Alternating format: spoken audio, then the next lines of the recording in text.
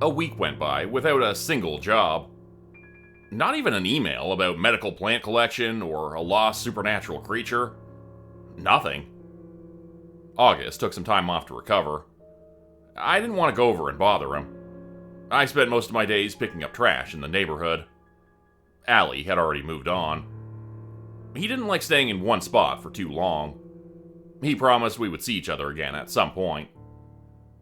I called people looking for work. Harp replied, but asked if we could meet. I hadn't seen her in a while. I thought seeing a friend would be nice. The moment I saw her waiting in the dark park, I knew this wouldn't just be a pleasant catch-up. "You look terrible. Have you been getting enough sleep?" she said, but her voice sounded forced. "I'm fine. Just a lot of weird jobs lately." I shrugged. I hadn't looked at myself recently. My hair needed to be cut. I bet I could use some new clothing as well. "Are you part of a hunter bloodline?" she said, getting right down to the reason why she wanted to meet. I expected people to ask this question, and yet I didn't have the words ready. Guilt was heavy in my stomach as she waited for my answer. "Yes. I wasn't raised in the family. My mother wanted to forget her past. I wasn't trying to hide anything. I just never considered myself one of them." She took a deep breath, letting that sink in. We were friends. If I had wanted children, we could have been more than that. Her hatred for hunters conflicted against how she cared for me. "I believe you. I know you have nothing to do with them. I'm having a hard time with this." I understood that. I was glad Harp wanted to clear the air in person. I would never force her to keep being friends. She could take as much time as she needed to get her feelings in order. She leaned down to offer a hug that may have been the last one I'd ever receive. I let her go, wondering if we'd ever work together again. I headed back to my apartment, feeling utterly sorry for myself. I needed a distraction. Thankfully, April had responded to my texts. We exchanged a few cat memes, then suddenly she said she needed to go. She must have gotten a job somewhere. Then someone I had been avoiding called. Dr. Philo said he had an opening in his schedule. He was going to come by to check on my leg, regardless of how I felt. Within the next few minutes, he was pounding at my door, making it impossible to ignore him. "You should make appointments for checkups more often," he scolded after walking inside. He adjusted his mask, then set down a heavy bag of tools. I should have had the cash on hand to pay for this visit. I had done a lot of high-paying jobs recently, but at this rate, I would finish paying off one leg for it to be replaced with a new one. Now I always felt a dull pain from it that went up to my hips. With everything else going on, I could easily ignore it. It wasn't a very good sign, though. "I've been busy," I defended myself.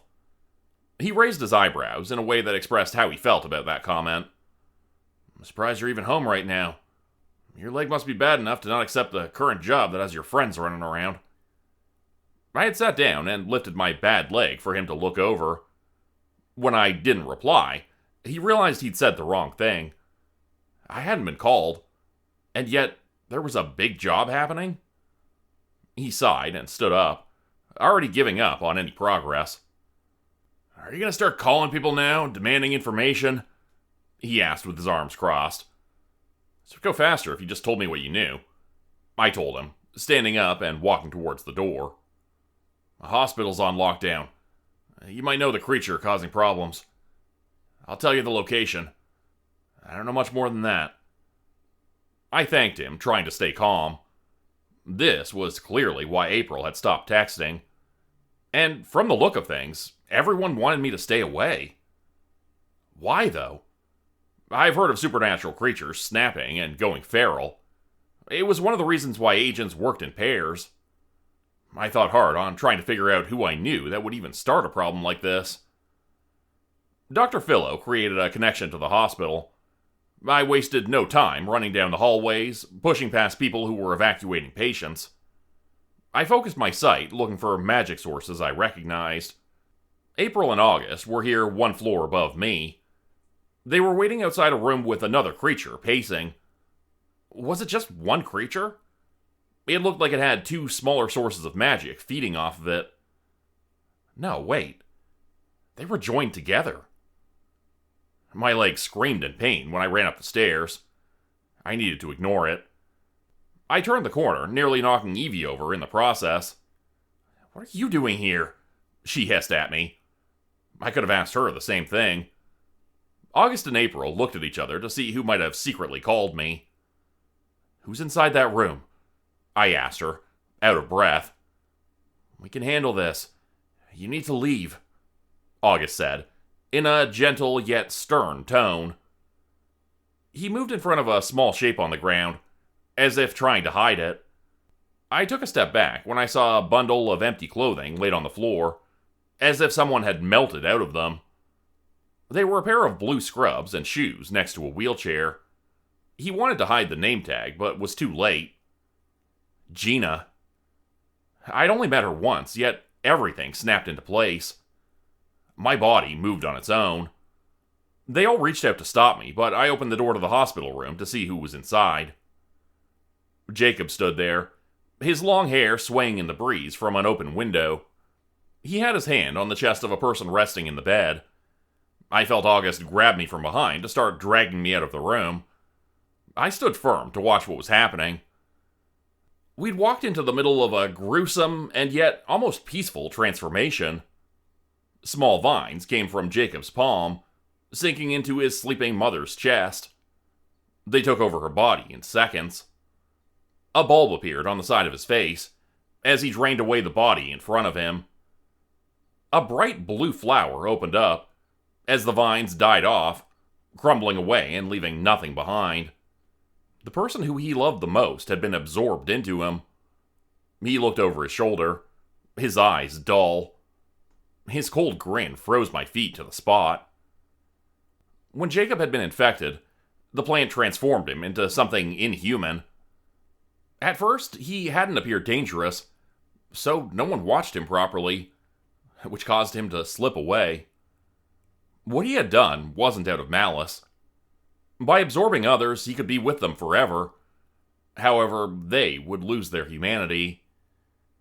If he lashed out, there was a chance he could infect the entire hospital.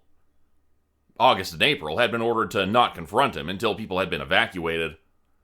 As a result, his mother had been a sacrifice. Jacob knew he couldn't deal with the four of us. Since the building was mostly emptied out, there was no point to him staying there. He easily slipped through the window and out of sight. I pushed out of August's grasp to follow after him, without a single logical thought going through my mind. We were 6 floors up. Normally, I would have broken something. But there was a forest by the hospital.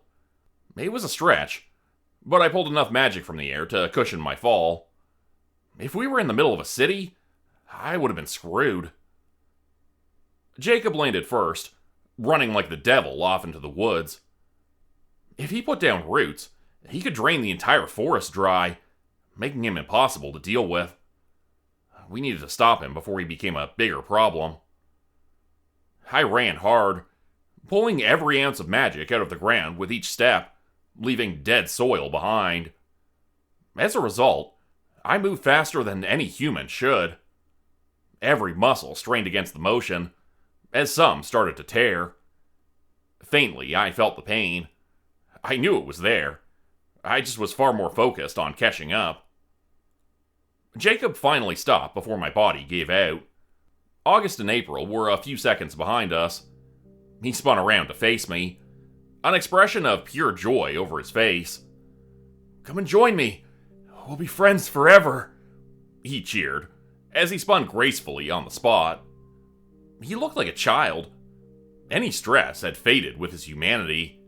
Now, he only wanted to add new additions to his body, unaware that he killed the person in the process.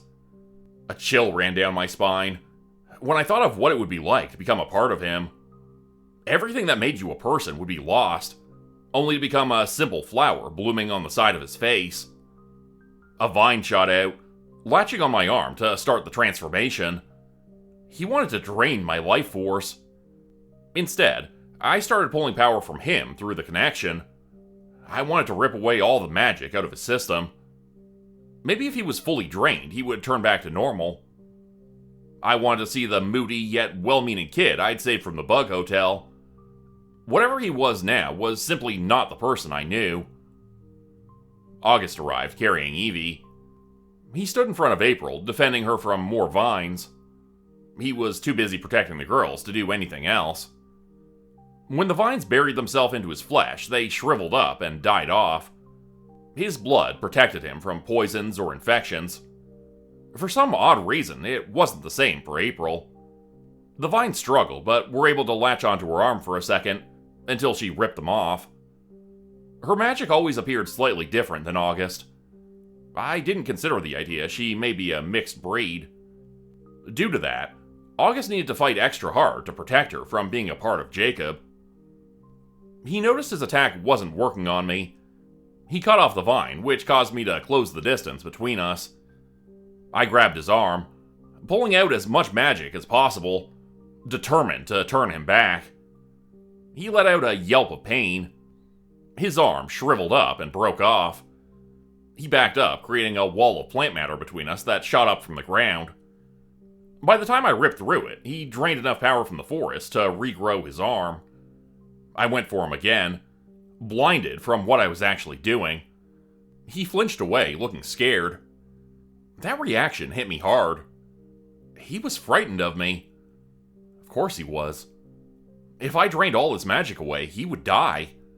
He wasn't human anymore. Nothing I did would change that. I lowered my hands.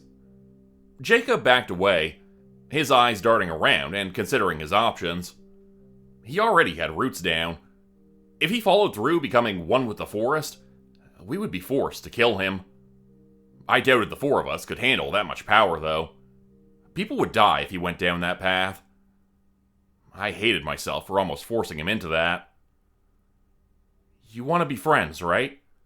I asked him, my chest aching so much it felt like bursting. He slowly nodded, too trusting for his own good. "I'll let you have me. Just let me give you a hug first," I offered. Any fear he held instantly faded. He accepted the request and fell into my arms, letting me hold him. "You did something nice for me before I was like this, right?" he said as I kept a tight hold of him, unaware of my plan. "I think I always wanted to be friends with you." Jacob tried to pull away, but I didn't let him. I needed to hold him still. After all, there was a reason why Evie was here. He finally noticed something was amiss when he felt a pressure around his neck. "I'm so sorry," I whispered to him, knowing he would never be able to forgive me. He let out a small, strangled gasp of air as the spell began to tighten. He kicked, unable to get away no matter how hard he struggled. His teeth came down on my shoulder, drawing blood. I refused to let go. The process might have only taken a few minutes, but it felt like hours. Finally, the spell clicked into place and his body fell limp. Carefully, I placed him on the ground, watching him weakly gasp for air. A new black band settled on his neck. "This was the best outcome for him," August said, leaning over to see how I was doing. Depending on how strong Jacob was, he could be put to work fighting monsters. With the wrong handler, all of his freedoms could be taken away. August and April were lucky they had Evie. But she was just one person. She might not be able to watch over another creature. It was possible Jacob would be passed along to whoever was willing to pay the right price for him. I felt my hand twitch. I wanted to do something. I didn't know what, though. I stood up and saw a nearby tree. An emotion I'd never felt before took over. Without a second thought, I lashed out, punching the trunk as hard as I could. The impact blew a chunk out of it. Seconds later, the tree crashed down away from us, the noises echoing through the normally quiet forest. Glancing over, I saw April hiding behind Evie, as if she was scared of what she just saw. I flexed my hand. Surprised I only tore up the knuckles without breaking anything. I think I need to go, I told them. August called after me, but he didn't stop me from leaving. I don't remember much of what I did for the rest of the day. I walked around completely randomly, a swarm of thoughts buzzing through my head, until I finally got back to my apartment. I should have called Dr. Philo to finish his checkup. I knew that, and I didn't listen to that thought. I sat on my bed, my arms resting on knees I tucked up to my chest. A strange popping sound brought me back to my senses. I was confused to see my index finger red and swollen. The pain was there, and yet, at the same time, I didn't feel it. Slowly, I watched my right hand take hold of my left middle finger and pull until something snapped. I watched it happen, unable to take control. The sight of two broken fingers almost felt right. Somehow, I needed to do that. I didn't break anything after punching the tree, and I felt disappointed. What the hell is wrong with me? I didn't even recognize my own voice.